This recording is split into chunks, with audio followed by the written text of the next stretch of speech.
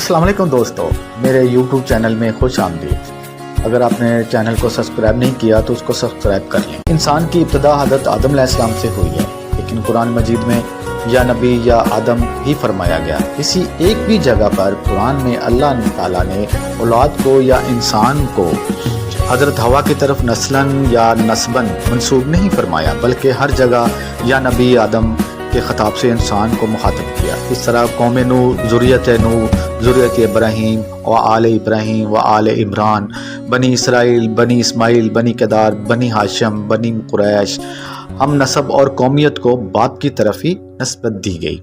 किसी जगह नसब माँ की तरफ नस्बत नहीं दी गई, जिससे ज़ाहिर वाज़ह है कि बाप को महज इसलिए ही औलाद और ज़ुर्रियत को मंसूब फरमाया कि औलाद और ज़ुर्रियत सिर्फ बापों के असलाब व ज़हूर में रखी गई थी और आलम ज़ुर्रियत वहीं से निकाली गई थी और अब आलम इज्साम से निकाली जाती है।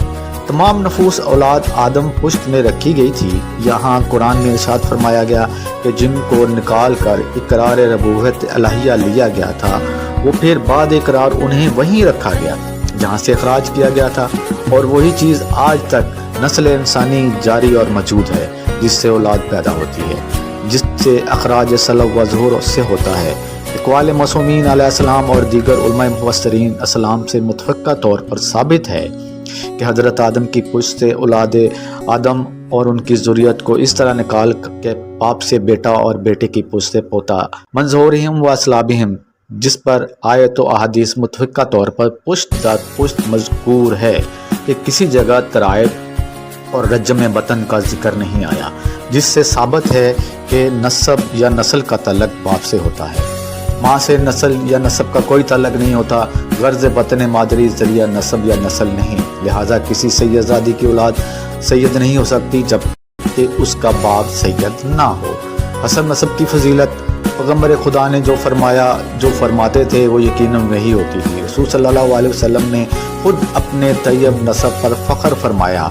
चनाचा इरशाद नबवी है कि बरगज़ीदा किया खुदा ने औलाद इब्राहीम में इस्माइल को, और इस्माइल में कनाना को, और बनी कनाना में कुरैश को, और बनी कुरैश में हाशिम को, बनी हाशिम में अब्दुल मुत्तलिब को, और बनी अब्दुल मुत्तलिब में मुझ को।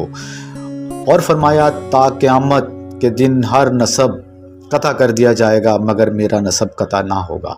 अपने कबीले और नसब को जानना, शजरे की मालूमात और अपने कबीले व कौम को इकट्ठा करना या साथ रहने की अहमियत और फजीलत क्या है, और अपनी नस्ल या नसब का जानना क्यों ज़रूरी है। एक हदीस से मुबारक और पेश करते हैं कि रावी अबू हुरैरा हैं।